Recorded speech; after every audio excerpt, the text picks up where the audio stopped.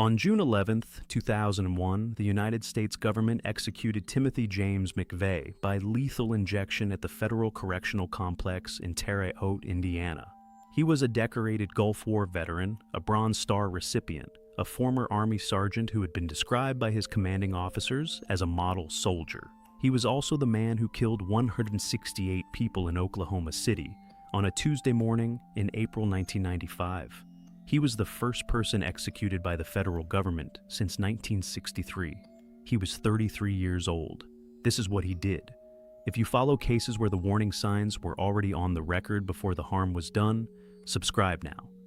This case has those warnings written into official documents, published in newspapers, and known by at least 2 people who said nothing. We are going to go through all of it. Before we get to McVeigh, we have to talk about who was in that building on April 19, 1995. Bailey Allman turned 1 year old on April 18, 1994. Her family had gathered the night before her death to celebrate. Her mother Erin dropped her off at the America's Kids Daycare Center on the 2nd floor of the Alfred P. Murrah Federal Building that morning, and put her in the clothes she had laid out for her. Bailey died that day. Oklahoma City Police Sergeant John Avera found her under 2 inches of rubble inside the wrecked daycare facility and dug her free. Firefighter Chris Fields carried her out of the debris. A photograph of that moment, taken by banker and amateur photographer Charles Porter IV, won the Pulitzer Prize and became one of the defining images of the attack. Aaron Alman Kolk saw it in a store checkout aisle. "I recognized her right away," she said. "Those were the clothes that I put on her that morning." She said her daughter became a symbol to the world and that the world forgot her daughter was a real person. Aaron has attended the annual memorial every year. She throws a birthday party for Bailey every year. Bailey would have turned 31 this April. P.J. Allen was approximately 2 years old when McVeigh's bomb reached the 2nd floor of the Murrah building. P.J. was one of only 6 children from the America's Kids Daycare Center to survive. The bomb gave him broken bones, burns over 55% of his body, lung damage from breathing in debris, and a tracheotomy tube he relied on until he was 10 years old. He spent 3 months in hospital. He still has trouble breathing. He has spoken publicly about living with those consequences. "Whenever I look at or go through any of the limitations I have to deal with," he said, "any of the after effects of that day, I just look at it as a blessing." 8 federal law enforcement officers were on duty at the Murrah building when McVeigh detonated the truck. Their deaths formed the capital charges against him. Their names are on the federal indictment: Mickey Bryant Maroney, Donald R. Leonard, Alan Gerald Witcher, Cynthia Lynn Campbell Brown, Kenneth Glenn McCullough, Paul Douglas Ice, Claude Arthur Medeiros, Paul C. Brocksterman. Alan Witcher was a United States Secret Service agent. His brother Larry was present at McVeigh's execution in 2001. A nurse and volunteer named Rebecca Anderson went to the Murrah building after the explosion to help with recovery. Falling debris struck her on the head. She died in hospital. She is counted among the 168 dead, though some sources record the toll at 167 before her death, and some dispute whether the full count reaches 169 due to other circumstances and related legal proceedings. The most widely cited official figure is 168 killed. 684 more people were injured. The public record does not contain full biographical details for the remaining victims. That absence belongs in this script. There were 168 people killed, and the world does not know most of their names in any detail.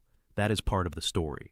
Timothy James McVeigh was born on April 23, 1968, in Lockport, New York. He grew up in Pendleton, a working-class town near Buffalo. His mother left the family when he was 10. His father raised him after that. Neighbors remembered him as quiet, well-mannered, and creative. His classmates named him Most Talkative as a joke his senior year. He was an Eagle Scout. In May 1988, at 20 years old, he enlisted in the United States Army. He was good at it, genuinely good. He trained at Fort Benning and was stationed with the 1st Infantry Division at Fort Riley, Kansas, where he became a top-scoring gunner with the 25mm cannon of the Bradley fighting vehicle. He completed the primary leadership development course and rose to sergeant. When Operation Desert Storm began in 1990, McVeigh deployed to the Gulf. He came home with a Bronze Star, a National Defense Service Medal, a Southwest Asia Service Medal, and a Kuwaiti Liberation Medal. He tried to join Army Special Forces after the Gulf War. He withdrew on the second day of the 21-day assessment course, citing physical exhaustion from the deployment. He received an honorable discharge on December 31, 1991. His commanding officers regarded him as a model soldier. To his neighbors in Pendleton, he was a quiet boy who had done well in the Army. That is who he appeared to be. Here is what was also true, and documented during that same period. McVeigh had read the Turner Diaries before he enlisted. The book, written by neo-Nazi William Luther Pierce, describes a truck bomb destroying FBI headquarters in Washington and details the violent extermination of non-white races. McVeigh read it as a teenager and came back to it repeatedly. While working as an armored car guard before enlistment, a co-worker described him as showing up to work wearing bandoliers. The co-worker said he looked like Pancho Villa. While serving in the Army, McVeigh purchased a White Power t-shirt from Ku Klux Klan members who were protesting near the base. He was formally reprimanded. His commanding officers documented it in his military record. No psychological evaluation followed. No further monitoring was put in place. The reprimand was the end of it. McVeigh also sent $20 for a trial KKK membership, though he later claimed he had not been aware of most of their beliefs. The Army had his reprimand on file. It did not change what happened next. After his discharge in December 1991, McVeigh entered the National Guard for 5 months, then left. He began traveling the gun show circuit with Army friends Terry Nichols and Michael Fortier. He was radicalizing openly in ways that were visible to people around him. In 1992, he wrote a letter to the Lockport Union Sun and Journal. The letter was published. It read, in part, "Taxes are a joke. Is a civil war imminent? Do we have to shed blood to reform the current system? I hope it doesn't come to that, but it might." That letter ran in a newspaper. No institution connected it to the reprimanded soldier who had been filing military paperwork just months before. In August 1992, federal agents killed Randy Weaver's wife and son at Ruby Ridge, Idaho during a standoff. McVeigh regarded Ruby Ridge as confirmation that the federal government was at war with American citizens. In March 1993, McVeigh drove to Waco, Texas, where FBI agents had surrounded the Branch Davidian compound. He handed out anti-government literature at the scene. Media photographed him there. In April 1993, the compound burned following the FBI assault. McVeigh later stated that the events at Waco on April 19, 1993 were the final catalyst for what he decided to do. He would time the bombing to fall on the 2-year anniversary of that date. McVeigh composed 2 letters to the Bureau of Alcohol, Tobacco, and Firearms. He titled them Constitutional Defenders and ATF Read. He expressed direct hostility toward the agency that occupied an office in the Murrah building. He did not mail them before the attack. In January 1995, Carol Howe, an ATF informant who had infiltrated the white supremacist enclave at Elohim City, Oklahoma, filed a report naming specific individuals who were discussing attacks on federal buildings. McVeigh made a phone call to Elohim City 2 weeks before the bombing. Whether the ATF acted on Howe's January 1995 report in a manner that could have prevented the attack has never been definitively established in the public record. The question remains open. Now, the most consequential failure of all, McVeigh told his friend Michael Fortier about the plan to bomb a federal building. He told him months before April 19, 1995. Lori Fortier, Michael's wife, also knew. Michael Fortier declined to participate. He did not report the plan to any authority. Lori Fortier said nothing either. 168 people died. Fortier was later sentenced to 12 years in prison for failing to warn authorities. He served 10 of them. He was released in January 2006 and transferred into the Witness Protection Program under a new identity. Lori Fortier received immunity in exchange for her testimony at trial. The legal system acknowledged that Fortier's silence caused mass death and sentenced him accordingly. Whether that sentence reflects the scale of what his silence permitted is a question the record leaves open. In September 1994, McVeigh began actively planning to destroy the Alfred P. Murrah Federal Building in Oklahoma City. In December 1994, he and Fortier went to Oklahoma City and scouted the building, assessing camera angles and access points. McVeigh and Terry Nichols then acquired several tons of ammonium nitrate fertilizer in large quantities, along with nitromethane as a booster fuel. McVeigh later said he did not know the daycare center was on the second floor of the building. Terry Nichols contradicted this directly, stating that both he and McVeigh knew the daycare center was there and did not care. The court made no definitive finding on that specific point. In the days before the attack, McVeigh rented a Ryder truck at Elliott's Body Shop in Junction City, Kansas, using the alias Robert Kling. He and Nichols loaded the bomb into the truck at a remote location in Kansas. McVeigh placed his getaway vehicle, a yellow 1977 Mercury Marquis with no license plates, near the Murrah building ahead of time. He wore earplugs when he approached the Ryder truck on the morning of April 19th.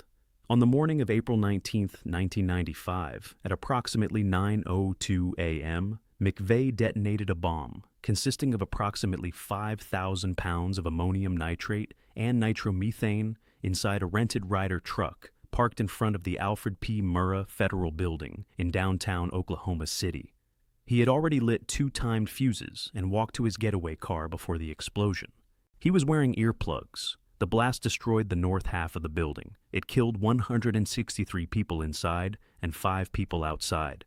15 of the dead were children in the daycare center on the second floor, visible from the front of the building. 4 more children who were visiting the building also died. The explosion damaged or destroyed 324 other buildings and 86 vehicles. It caused an estimated $652 million in damage. On the second floor, McVeigh's bomb reached the America's Kids Daycare Center. Bailey Allman was inside. She died. P.J. Allen was inside.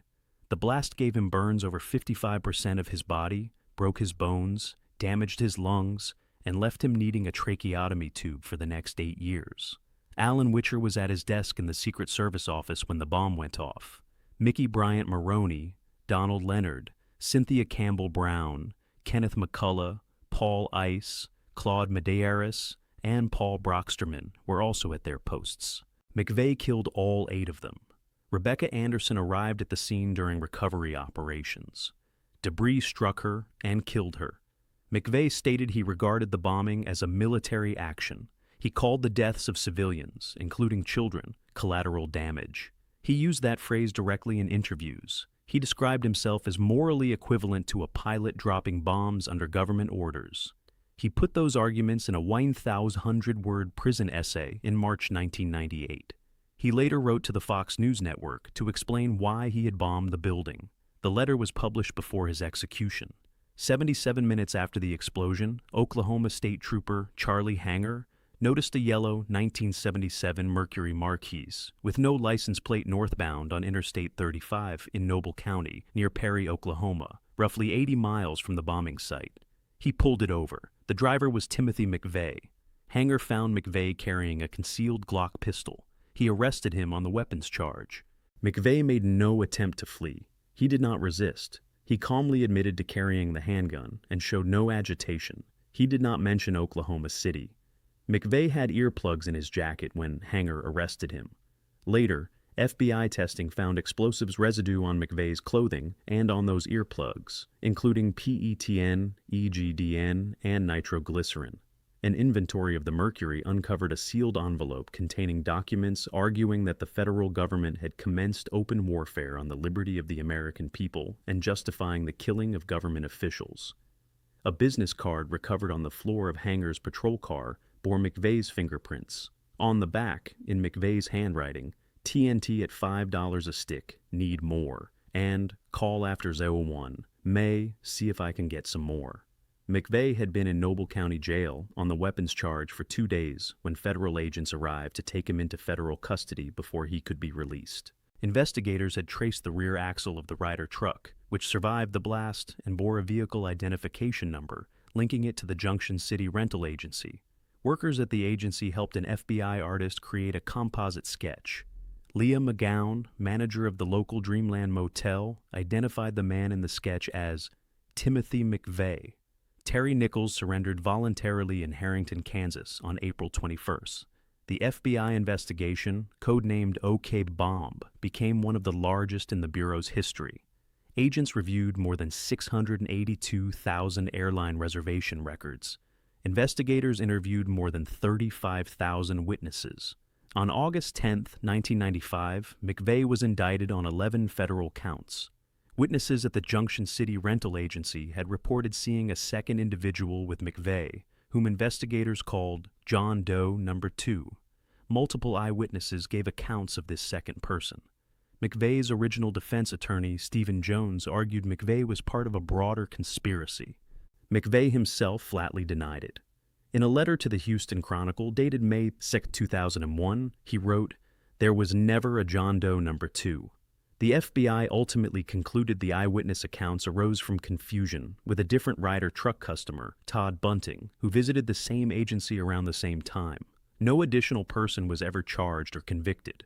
That is the official finding, and it is worth knowing that more than 100 of the 1,033 documents the FBI withheld from the defense before trial related specifically to the John Doe Number 2 question. Both courts that reviewed those documents found they did not undermine McVeigh's conviction. McVeigh's trial was moved to Denver, Colorado, with U.S. District Judge Richard P. Match presiding. Jury selection began March 31, 1997.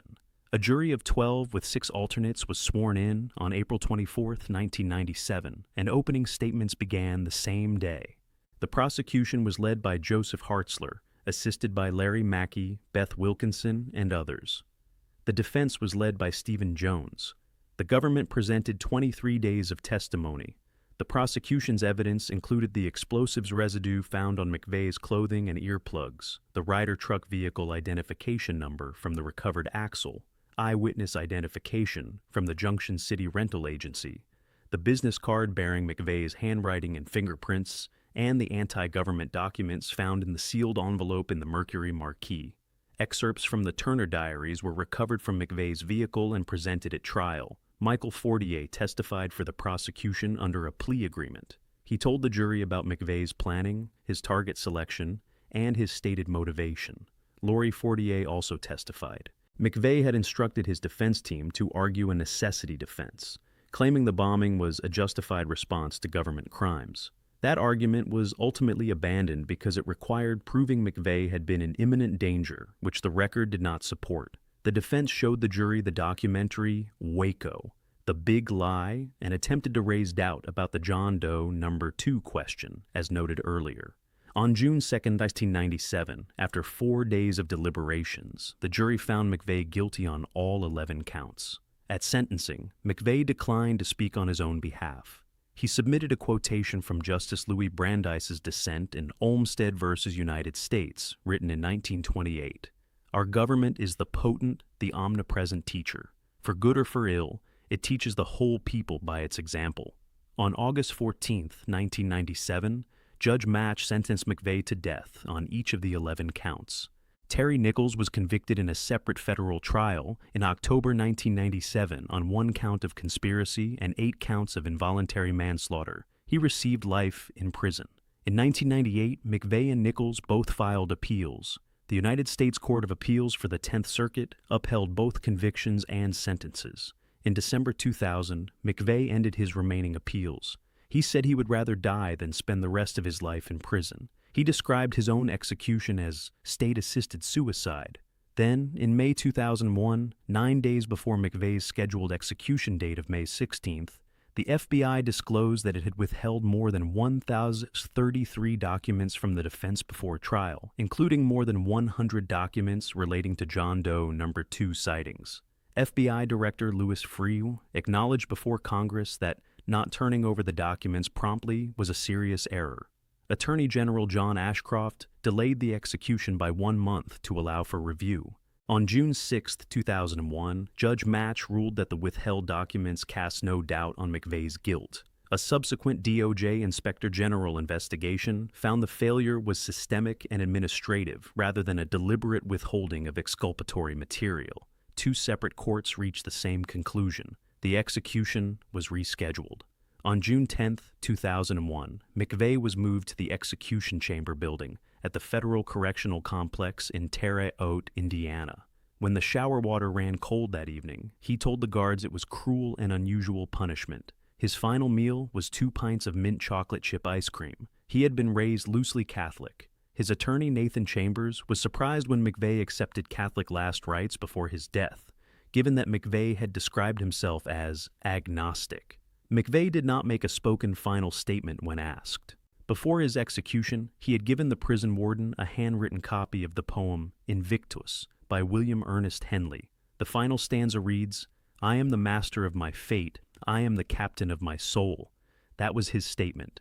At 7:14 a.m. on June 11, 2001, Timothy McVeigh was pronounced dead. The first drugs had been administered 4 minutes earlier. His eyes remained open throughout.